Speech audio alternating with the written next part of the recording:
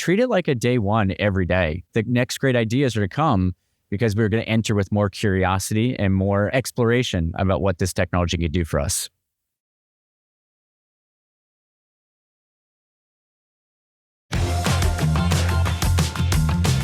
Hi, everyone. My name is Ivy Wright with Salesforce, and today I am joined by Bill Patterson, Executive Vice President and Corporate Strategy of Salesforce. And we are coming at you live today from Miami, Florida. We are here for the F1 Miami race. You got to go to the track today. What was that like? It was incredible. When you see the drivers that are just such incredible athletes and how they are putting their full body on the line behind these incredible muscle machines, my mind was blown. And as the cars went by, I just realized I am a terrible driver. Like, I couldn't do any of that. Oh my gosh, I know. We had an event last night, which you and I were both at. Yeah. And they have simulators there. And I'm always like, I'm not doing this. I have played Mario Kart with my son. This is not my skill set. So Bill, you own corporate strategy for Salesforce. I would love to know how you think about and combine like tried and true methods with new innovation, new tech. How do you make that powerful combination when you are thinking about your vision? Yeah, well, I think first it starts with the vision. It's not about using technology for the sake of using technology. We use technology to help us achieve the visions that we're sort of putting ourselves into the world to sort of see and understand.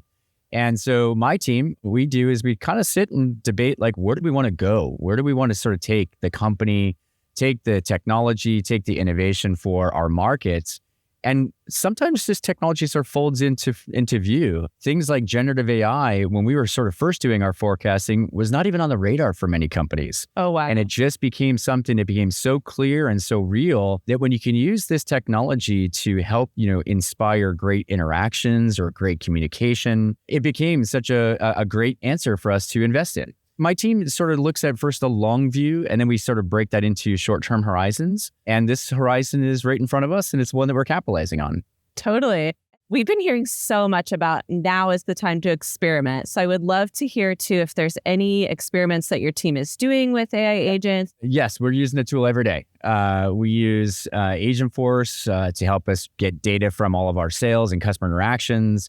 We use partners like Google and Gemini to help sort of like maybe ask questions and query ideas against. We use it this year to write our V2 Mom, which is how we set our priorities for the year. And one of my favorite use cases is we wrote our strategy document down, said, how are we going to kind of take on sort of this opportunity? What decisions do we need to make? What choices do we need to make? And then we asked the models to grade us.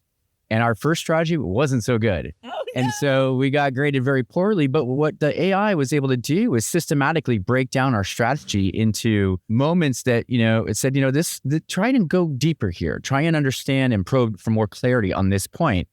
And it just became this, constant, almost like colleague that we were interacting with to help enrich our strategy. So it was a real fun use case. Our team loved it.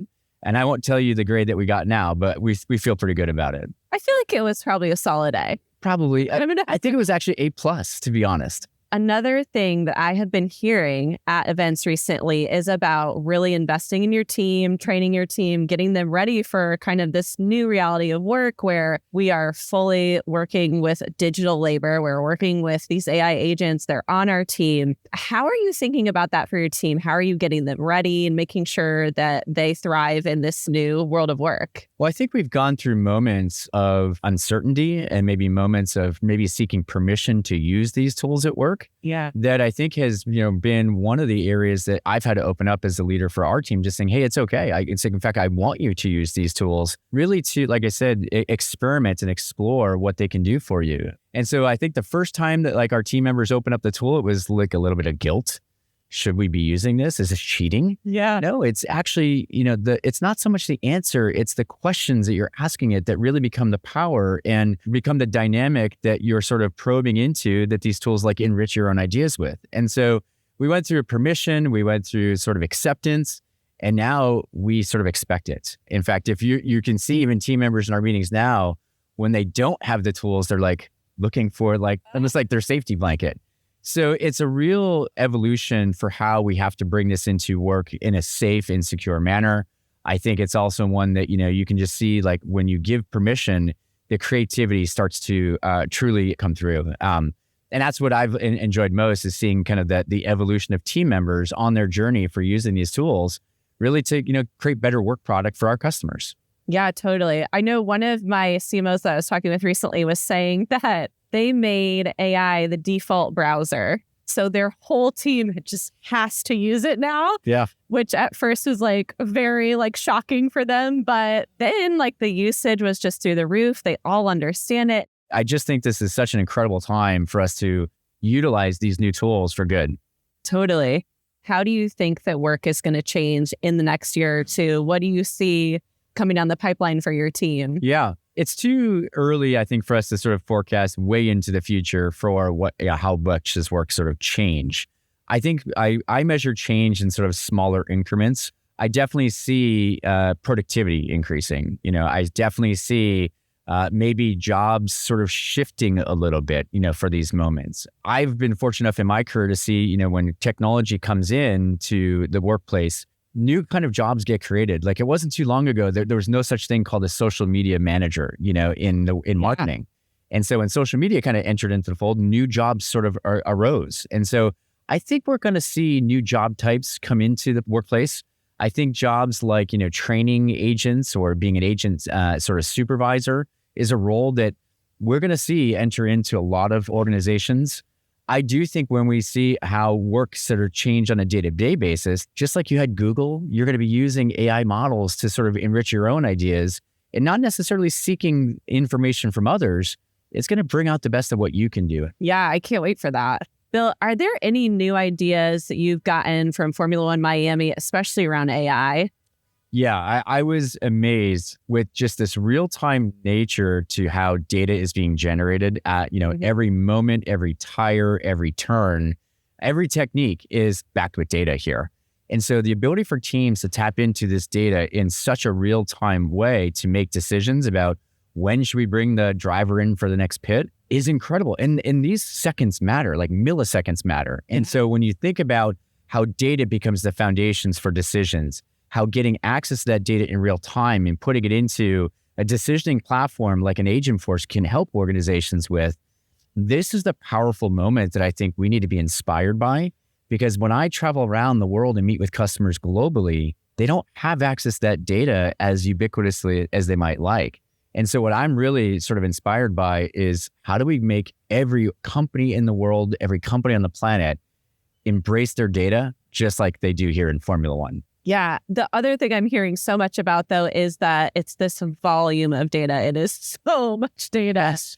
And I know the companies that do have access to that, that's such a hurdle too, is I have so much data. What do I do with it now? What is your answer to that? We're generating data almost as if just like we generate oxygen. And I think that one of the things that organizations need to have is great strategies for managing that data. The volume, the velocity, the veracity of that data is really something that, we've never seen before. This is why in this moment, technologies like Data Cloud have been built for this moment to help organizations truly get a better handle on their data.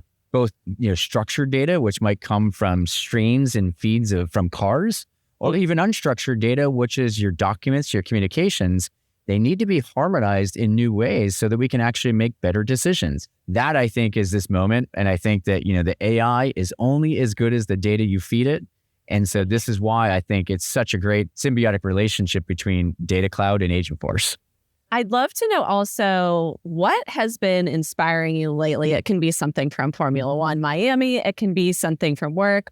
Well, in this hyper moment in the explosion of technology, what I am so motivated by is how it's making us more humane. And I think that one of the customers that we spent a lot of time with at Salesforce is the Big Brother, Big Sister Organization of America. And you would think that AI, is not always natural for how would that, kind of infuse that relationship.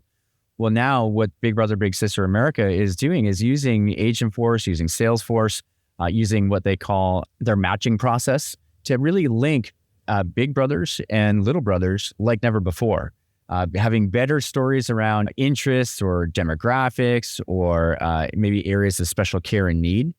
they can actually match people together in new ways that I think is really enriching kind of the human spirit. I'm just so moved by stories like that. And there are thousands of them from customers that we're helping with today with these great technologies that I think are going to make us just better, at being humane. And that's what really motivates me. I love that too. I feel like there is this kind of moment of where we're making more connections and community. And it's funny because it's like AI and tech that's doing that, which is kind of the opposite, I think, of what people expected. Right. I think it's just it's an incredible tool. It's a gift, I think, for all of us, to live and work in this time, to use this tool. What separates us from the tool is that we have the ability to put our human spirit and human ideas behind it to really, kind of like you said, create better community, create advocacy, create better connection. And I think that is why I'm so proud to work at Salesforce, because that's what we stand for. Me too. This is the dream team. Yeah.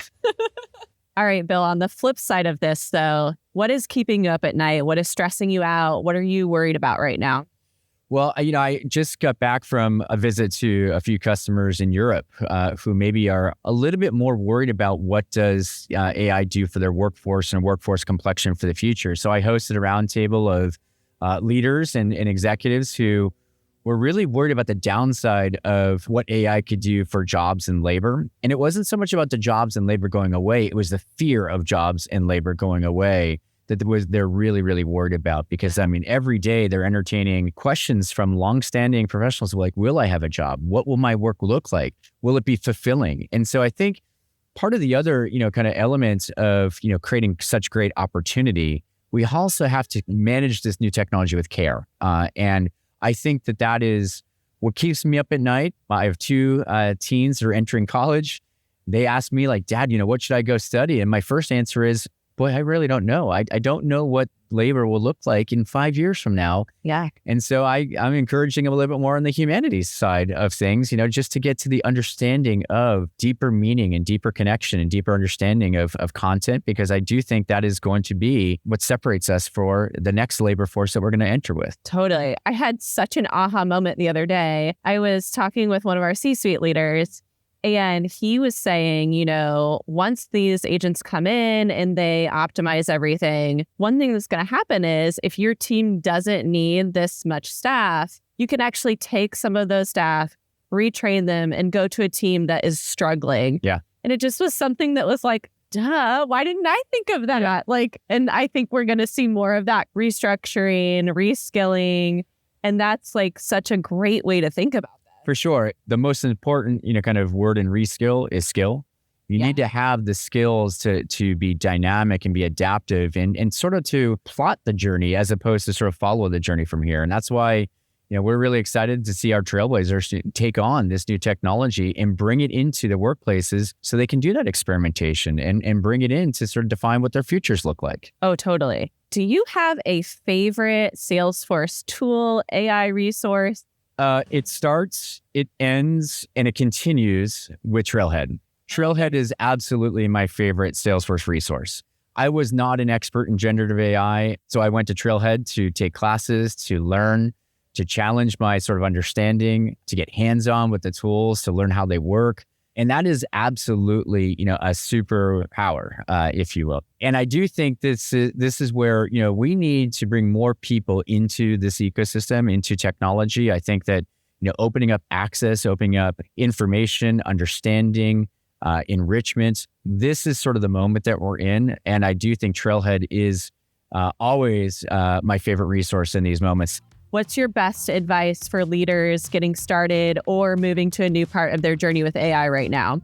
Yeah, I think today what I'd really say is every day is day one with this great new information, great new technology, great new sort of comprehension and understanding of this technology. Treat it like a day one every day, because I think that not only are the models updating almost weekly, daily, if you will, but I do think that, day one really allows us to bring curiosity into our workplaces. How might we use this technology for good? How might we put it into action to really enrich the lives of our employees? How might we bring it in to really enrich the experiences we have with our customers? I think that every day that when we sort of challenge ourselves on how we can embrace this like never before, that is truly, I think, what is inspiring. And I think the next great ideas are to come because we're going to enter with more curiosity and more sort of exploration about what this technology could do for us.